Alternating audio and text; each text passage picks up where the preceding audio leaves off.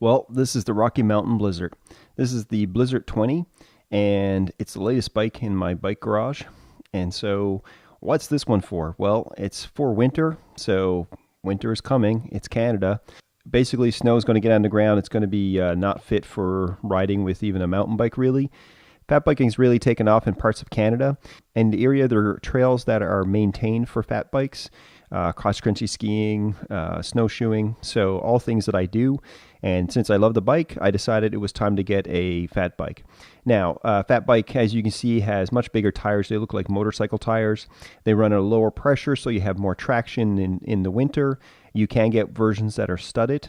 So fat bikes, as you can see, many of them don't have any suspension. You can get ones now that do have a front suspension, but those are more designed for trail riding in the summer. The ones designed for winter are generally without suspension, so that's called fully rigid.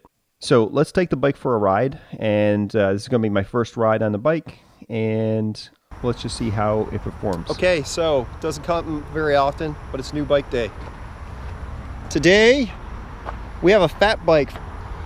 Darren over there has a fat bike and keeps saying, you got to go fat biking. I went fat biking with him last year on my 29er, and that was fun.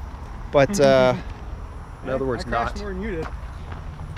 We'll do a review more later. Right now, I got to get everything hooked up.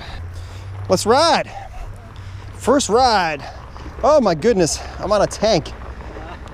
I have the perfect shirt for it too. I'm a lumberjack and I'm okay.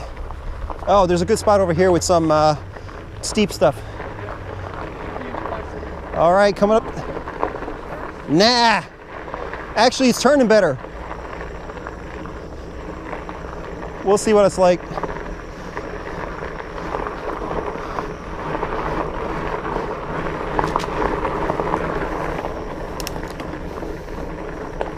That's it. Is there another turn? Yes.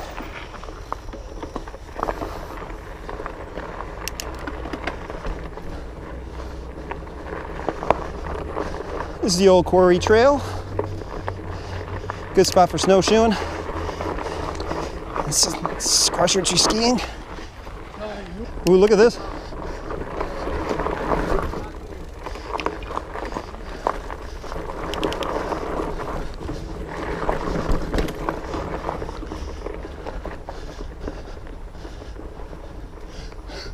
I feel so high up, and this is a small. It's taller than my 29er. Pretty sure. Yeah, like what's the rim size on it? I don't know. Yeah, well, wild turkeys. Well, a whole bunch of them. Totally, there's a bunch of them. Just come to get us. Okay, you know what the wild parsnip looks like, right? Kind of that there. Oh, okay. So try to keep that from hitting your legs. Got it. Okay, so I don't know how well this corners yet, so can't go too crazy. Hey, more wild turkeys, and he's got red heads. These must be the males. I'm going to try that. Let's see. It's not a good test with my legs right now. Nope. You take it. My legs don't have anything left in them for that.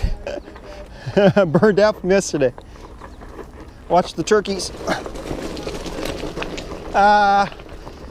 Okay, so what we're talking about, in case I leave this in the video.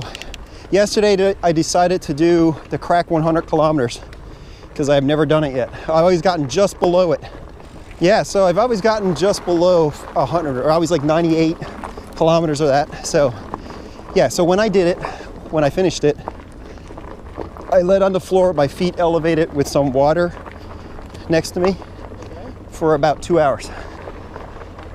I had cramping, started about 20K out from the end. Did you electrolyte? I was using electrolytes, but you know what? I didn't use enough. Were you still cramped up after that? No, I was cramping up with electrolytes, yeah. I was cramping so bad on the floor. The reason I laid there for 2 hours is because that's how long it took till I got to the point where if I yawned, my mouth didn't cramp. And my back was cramping as I go to try to change position. And that's how I had cramping going on all over. I went through 2 bottles, one of the smaller ones, this one here, like one of those. I had a 32-ounce bottle of water with me.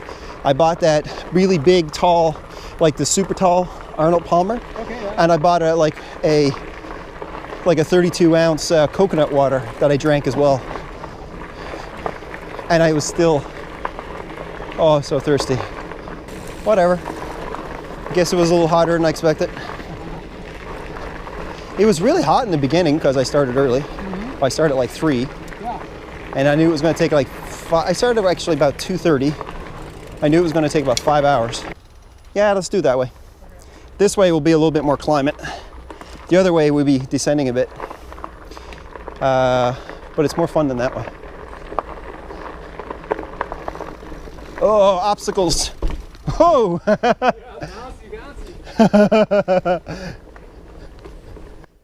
There you go. That was my first ride. I'm yattering on about the fact that the day other before I'd done color. 110 kilometers ride, got a lot and of, my legs were pretty roasted, real so I high-end, didn't man. really get The to granny gear is huge. push myself too much on I'm the not bike. sure what it is, but is it I will have 45 another or- video coming up where we went and had some fun You know, at I thought La they Rose said Forest, which is 42, near but I think the Ottawa. front end is Now, smaller. La Rose Forest has really sandy, Yeah.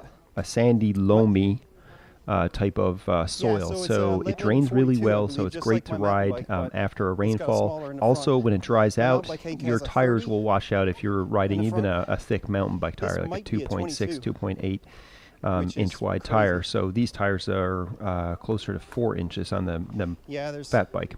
So the fat bike actually performs pretty well there. Yeah, I think so the so. fat bike's also a good bike for sandy soil, and it is also a decent bike for bike packing. A lot of people pick it as a bike packing bike because one, the simplicity, there's less suspension and stuff Certainly like if you hit that. anything, it There's bounces. also it can carry large loads Yeah. pretty well. That's the latest bike in my bike garage. So now I'm up to 6 for those who are counting. And I've kind of got a bike for all seasons now. So thanks for watching. If you have any questions, leave them in the comments below. Until next time, go ride your bike.